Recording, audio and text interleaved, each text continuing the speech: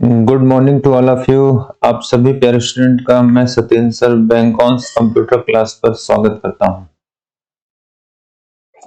आशा करता हूं कि आप सभी फिट होंगे, फाइन होंगे और किसी भी प्रकार की दिक्कत आपको नहीं होगी। आज हम लोग आप लोगों के आप सभी प्यारे स्टूडेंट के लिए ओ लेवल की क्लास के बारे में जानकारी लेके आए हुए हैं। जैसा कि आप देख पा रहे होंगे स्क्रीन पर कि आज हम लोग ओ लेवल के बारे में बात करेंगे। और अगर मैं बात करूं आप लोगों से डियर, तो आपको पता होना चाहिए कि ओ लेवल हम लोग जुलाई 2023 बैच को लेके यहाँ पे एक अनाउंसमेंट कर रहे हैं कि किस प्रकार से हम लोग अपने टॉपिक को स्टार्ट करें। आप देख पा रहे हो कि आज जो मैं आपको बताने जा रहा हूं वो आपका M2 M5 मॉड्यूल्स होगा।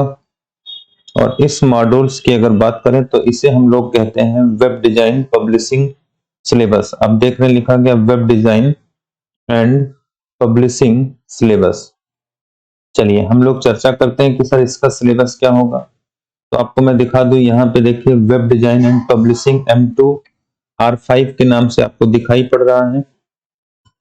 M2 R5 के नाम से हम देख पा रहे हैं, जिसमें पहला पॉइंट आपने देखा कि यहाँ लिखा गया इंट्रोडक्शन टू वेब डिजाइन, दूसरा पॉइंट आपका लिखा गया एडिटर, तीसरा लिखा गया HTML बेसिक, चौथा आपको CSS, पांचवा CSS फ्रेमवर्क, छठा जावा स्क्रिप्ट एंड एंगुलर और सातवां फोटो एडिटर और आठवां आपको मिलेगा web design, web publishing and browsing.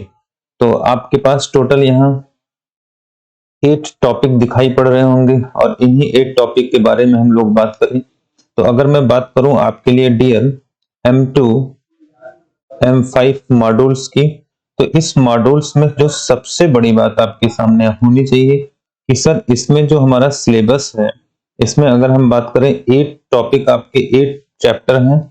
और इस 8 चैप्टर में अगर मैं बात करूं तो कहीं ना कहीं एक टॉपिक हमारे लिए 100 नंबर का होने वाला है। 100 क्वेश्चंस पूछे जाएंगे, वो भी आपके MCQ क्वेश्चंस होंगे। तो बिल्कुल घबराना नहीं है, आप हमारे चैनल्स पर बने रहिए, चैनल को सब्सक्राइब कर लीजिए। मैं सारे टॉपिक पूरे कंप्लीट थ्योरी आपको है ना यहाँ अवेलेबल कराऊंगा, सारी क्लासेस आपको अवेलेबल कराऊंगा। आपको 8 चैप्टर में उसी प्रकार से पढ़ाऊंगा जैसे हमारे एग्जामिनेशन में पूछा जाता है। तो चलिए हम लोग आज शुरू करेंगे। सबसे पहले देखते हैं किस टॉपिक में क्या क्या पढ़ना होगा। तो आपके सामने एक स्क्रीन पे देखिए जो सबसे पहला चैप्टर आप देख पा रहे हो, जिसका नाम यहाँ लिखा गया है introduction to web design, chapter number 1। आपको पता होगा डिजाइन, यहाँ एक वर्ड देखो सामने आ रहा है डिजाइन। डिजाइन क्या होता है? आपने कहा सर हम वेब की डिजाइन कैसे करें। अब इसका मतलब देखो, वेब की जब डिजाइन की बात होती है तो वेब डिजाइन किसी एक व्यक्ति या एक पर्सन के बस की बात नहीं होती है। इसमें आपके देखिए सबसे पहले 3 चीजें जरूरी होती हैं कि भाई इसमें एक आपका क्लाइंट भी होगा, अच्छा दूसरा देखो सर्वर होगा। अब आप देखोगे कि हम वेब डिजाइन क्लाइंट पे कर रहे होंगे कि हम वेब डिजाइन सर्वर पे कर रहे होंगे। तो इन दोनों के बारे में मैं आपसे चर्चा करूंगा, बातें करूंगा, बताऊंगा। पर इस चैप्टर के अंदर सबसे पहले इंट्रोडक्शन हमें पढ़ना होगा। तो इंट्रोडक्शन जब भी पढ़ेंगे वेब डिजाइन का तो 2 पॉइंट क्लियर होना चाहिए, क्लाइंट क्या है, सर्वर क्या है। क्लाइंट सर्वर वैसे आप जान रहे हो, क्लाइंट का मतलब है ना यूज करने वाला, सर्वर का मतलब सेवा देने वाला। तो दोनों में एक कॉम्बिनेशन होता है, दोनों में एक कनेक्शन होता है और उस कनेक्शन को इंट्रोडक्शन पार्ट है ना, मतलब सामान्य तरीके से यहाँ जानना होगा। बहुत घबराने की आवश्यकता नहीं है। अगर इस चैप्टर से मैं बात करूं तो आपके 100 क्वेश्चंस में 10 क्वेश्चंस यहाँ मिलेंगे, 10 क्वेश्चंस आपके पेपर में मिलेंगे। इसमें पहला जो हम लोग पढ़ेंगे, देखो यहाँ लिखा गया है, पहला पॉइंट आपके सामने लिखा गया इंट्रोडक्शन ऑफ इंटरनेट के बारे में। इंटरनेट क्या है, कैसे आया, कहाँ का है, किसने बनाया, इन तमाम बातों को हम चर्चा करेंगे। वहीं पे दूसरा जो टॉपिक हम देख रहे हैं वो लिखा गया देखो www वेबसाइट। ये www क्या होता है ना, वेबसाइट क्या होता है, वर्किंग ऑफ वेबसाइट्स, वेबसाइट्स काम कैसे करते हैं, इसमें वेब पेज कैसे होते हैं, फ्रंट एंड क्या कहलाता है, बैक एंड कौन कहलाता है, क्लाइंट और सर्वर की स्क्रिप्टिंग लैंग्वेजेस कैसे क्या होती हैं, रिस्पॉन्सिव वेब है ना डिजाइन क्या होता है, टाइप ऑफ वेबसाइट क्या होता है जिसमें स्टैटिक टाइप होता है, और साथ में आपके सामने देखो दिख रहा होगा डायनेमिक वेबसाइट्स क्या होता है। तो इन सबको हम लोग चर्चा करेंगे इस टॉपिक के अंदर। तो अगर मैं बात करूं पहले चैप्टर की तो पहला चैप्टर आपके सामने दिख रहा होगा कि किस तरीके से प्रश्न यहाँ पूछता है। आई होप चीजें समझ में आ रही होंगी।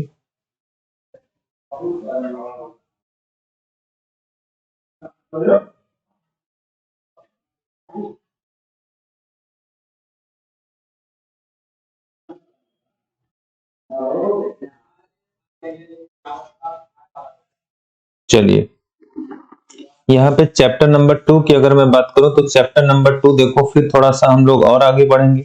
इसमें चैप्टर नंबर 2 एडिटर आपका होगा, चैप्टर नंबर 2 एडिटर होगा। अब एडिटर का मतलब देखो हम जहां लिखते हैं, आपने कहा सर एडिट करते हैं, तो एडिट कहाँ करते हैं, है ना, एडिट क्यों करते हैं, एडिट करने का मतलब क्या है।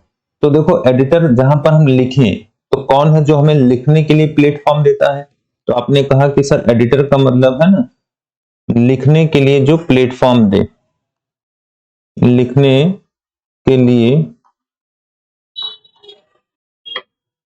यूज होता है, लिखने के लिए यूज होता है। अब क्या लिखने के लिए यूज होता है, आपने कहा सर डाउनलोडिंग फ्री एडिटर, आपके पास है ना फ्री एडिटर कौन सा होता है, तो आपने कहा सर फ्री एडिटर देखो नोटपैड प्लस प्लस होता है, नोटपैड भी हम लोग लिखते हैं, नोटपैड पे भी हम लोग लिखते हैं। अच्छा ध्यान दीजिएगा, फिर सबलाइन होता है, सबलाइन नाम का एडिटर होता है।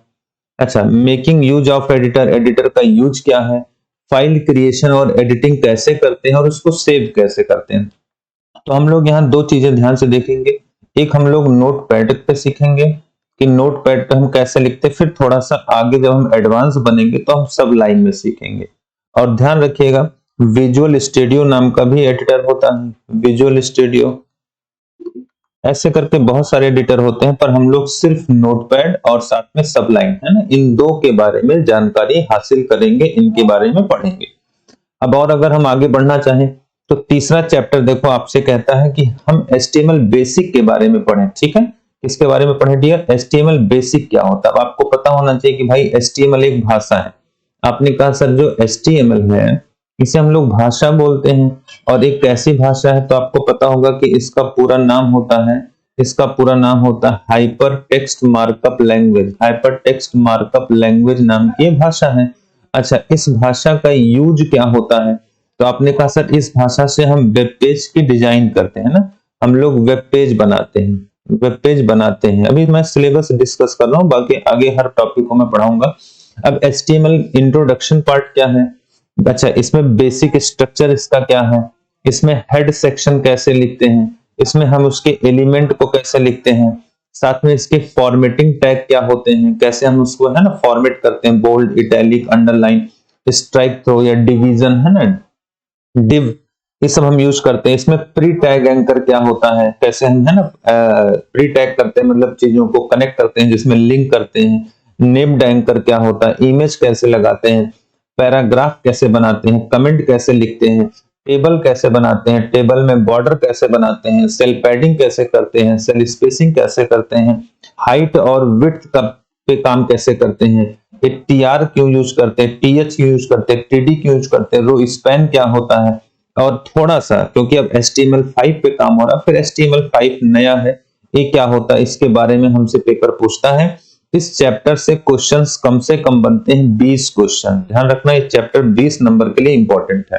ये 20 क्वेश्चंस का मतलब 20 नंबर आपको दिलाएगा पेपर में, ठीक है। तो आगे बढ़ते हैं, चैप्टर नंबर हम लोग अभी 3 में और भी चीजें हमें देखना होगा। इसमें हम लोग कॉलम स्पैन लिस्ट देखते हैं, ऑर्डर लिस्ट क्या होता है, अनऑर्डर लिस्ट क्या होता है, डेफिनेशन लिस्ट क्या होता है, फॉर्म कैसे बनाते हैं, फॉर्म के एलिमेंट कैसे बनाते हैं, इनपुट के टाइप क्या होते हैं, एट्रीब्यूट क्या होता है, एरिया क्या होता है, बटन ड्रॉप डाउन बटन क्या होते हैं, रेडियो बटन क्या होते हैं, चेक बॉक्स क्या होते हैं, रीसेट बटन क्या होता है, फ्रेम सेट क्या होता है, नेस्टेड फ्रेम क्या होता है, ये सब इसी चैप्टर में हम लोग सीखने वाले हैं। अभी इसमें और भी चीजें होती हैं कि सर NAV है ना, एली हम HTML5 में कुछ नए फीचर्स प्राप्त करते हैं, जिसमें हम देख पा रहे हैं नए फीचर्स में आपके है ना, नए फीचर्स में आपके सेक्शन है, नैब है, आर्टिकल है, एसाइड है, ऑडियो टैग है, वीडियो टैग है। अच्छा, वैलिडेशन रिक्वायर्ड एट्रीब्यूट क्या होता है, एट्रीब्यूट क्या होता है, ऑटो फोकस क्या होता है, email number type, data type, range type, HTML है ना, embed multimedia, HTML layout, HTML iframe, ये सारी चीजें हम लोग यहाँ पढ़ेंगे एक एक करके। अच्छा, फिर चैप्टर नंबर 4 आता है जो सीएसएस है। सीएसएस एक एडवांस फीचर है, एक फीचर है इसका, जिसे हम लोग कहते हैं cascading style sheet, cascading style sheet. अच्छा, इसके अंतर्गत हम लोग है ना सजावट का काम करते हैं, डेकोरेशन का काम करते हैं। इसमें हम लोग डेकोरेशन का काम करते हैं, डेकोरेशन है ना, सजावट का काम। अब डेकोरेशन में देखो, सबसे पहले हम लोग सीएसएस होता क्या है, सीएसएस के प्रकार कितने होते हैं, इसमें सिलेक्टर क्या होता है, यूनिवर्सल सिलेक्टर क्या होता है, आईडी सिलेक्टर क्या होता है, टैग सिलेक्टर क्या होता है। इसके बाद देखो क्लास सिलेक्टर क्या होता है, सब सिलेक्टर क्या होते हैं, एट्रीब्यूट क्या होते हैं, सिलेक्टर्स ग्रुप सिलेक्टर क्या होता है। ये सब सिलेक्टर के टाइप होते हैं। इनकी प्रॉपर्टीज में देखो, बैकग्राउंड प्रॉपर्टी क्या होता है, ब्लॉक प्रॉपर्टी क्या होता है, बॉक्स प्रॉपर्टी क्या होता है, लिस्ट प्रॉपर्टी क्या होता है, बॉर्डर प्रॉपर्टी क्या होता है, पोजिशनिंग प्रॉपर्टी क्या होता है। सीएसएस लिस्ट या सीएसएस टेबल पढ़ते हैं, सीएसएस मेनू डिजाइन या इमेज गैलरी पढ़ते हैं, ये सब हम आपको सिखाएंगे। इसके बाद फिर पांचवा चैप्टर जो आता है, पांचवा चैप्टर सीएसएस का फ्रेमवर्क। फ्रेमवर्क एक तरह का हम बोल सकते हैं इसका स्ट्रक्चर है, स्ट्रक्चर होता है जो पहले से बना होता है। ये स्ट्रक्चर है जो प्री डिफाइन होता है, मतलब बस हमको क्या करना है, सीधा लिख देना है ना, प्री डिफाइन है। अब इसमें बहुत सारी चीजें होती हैं कि इनका फ्रेमवर्क कैसे काम करता है। इनमें इंट्रो क्या होता है, कलर क्या होता है, कंटेनर क्या होता है, पैनल क्या होता है, बॉर्डर क्या होते हैं, फॉन्ट क्या होते हैं, टेक्स्ट क्या होते हैं, टेबल क्या होते हैं, लिस्ट क्या होती है, इमेज कैसे हम जोड़ते हैं, ग्रिडिंग कैसे करते हैं, सारी चीजें मैं आपको बताऊंगा। फिर जावा स्क्रिप्ट एंड एंगुलर स्क्रिप्ट आपका चैप्टर नंबर 6 आता है। अगर जावा स्क्रिप्ट और एंगुलर स्क्रिप्ट की बात करें तो आपको पता होना चाहिए कि वैलिडेशन का काम करता है ना, ये वैलिडेशन करता है। वैलिडेशन, वैलिडेशन का मतलब होता है कि अभी सर्वर साइड पे हमारा डाटा स्टोर करता है, सर्वर साइड पे काम करता है। तो हमें पता होना चाहिए। इसमें आपका इंट्रोडक्शन पढ़ेंगे, स्क्रिप्टिंग है ना, लैंग्वेज पढ़ेंगे, वेरिएबल पढ़ेंगे, थोड़ा सा ऑपरेटर पढ़ेंगे, कंडीशनल स्टेटमेंट पढ़ेंगे, बॉक्सेस कैसे इसमें बनते हैं उसको हम देखेंगे, इवेंट्स कैसे क्रिएट होते हैं, वैलिडेशन कैसे होता है, थोड़ा सा इंट्रोडक्शन हम लोग पढ़ेंगे, और साथ में मॉड्यूल्स और डायरेक्टरीज इसकी पढ़ेंगे।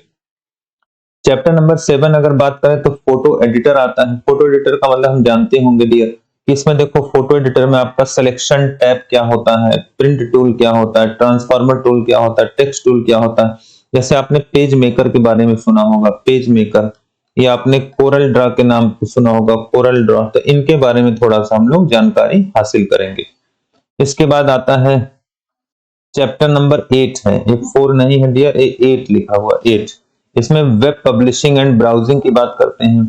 इसमें ओवरव्यू, एचटीएमएल क्या होता है, इसमें आपका वेब होस्टिंग क्या होता है, डॉक्यूमेंट इंटरचेंज क्या होता है, कंपोनेंट ऑफ वेब पब्लिशिंग क्या होता है, डॉक्यूमेंट मैनेजमेंट क्या होता है, साथ में फिर है ना वेब पेज डिजाइन क्या होता है, सर्च, मेटा सर्च इंजन क्या होता है, डब्ल्यू ब्राउजर और एचटीटीपी के बारे में हम लोग बात करते हैं।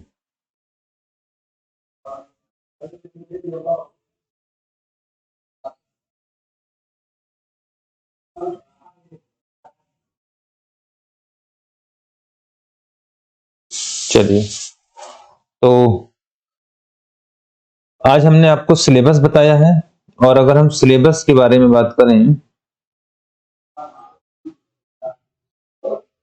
आज हमने आपको सिलेबस बताया है, और फिर कंटिन्यू क्लास में करूंगा हम लोग चैप्टर नंबर 1 से लेक्चर नंबर 1 से, जिसमें आपको बताया जाएगा इंट्रोडक्शन टू, जिसमें आपका चैप्टर नंबर 1 है, जिसमें अभी मैंने आपको बताया कि देखिए सामने आपके है वेब डिजाइन पब्लिशिंग में चैप्टर नंबर 1 है इंट्रोडक्शन टू वेब डिजाइन की क्लास कल से इस चैनल पर आपको मिलेगा। तो आप सभी लोग सबसे पहले है ना वीडियो को शेयर करिए, और इसको वॉच करने के लिए चैनल सब्सक्राइब करिए, और यहाँ से वीडियो आपको मिलते रहेंगे। तो ओ लेवल की तैयारी करने वाले मेरे सभी प्यारे बच्चे, आपको टेंशन लेने की आवश्यकता नहीं, टू द पॉइंट में पढ़ाऊंगा, जिससे आपके 100 के 100 नंबर है ना आपको इसी नोट से मिलेंगे, और थोड़ा सा प्रयास करके आप अच्छे से नंबर गेन कर सकते हो, क्वालिफाई कर सकते हो।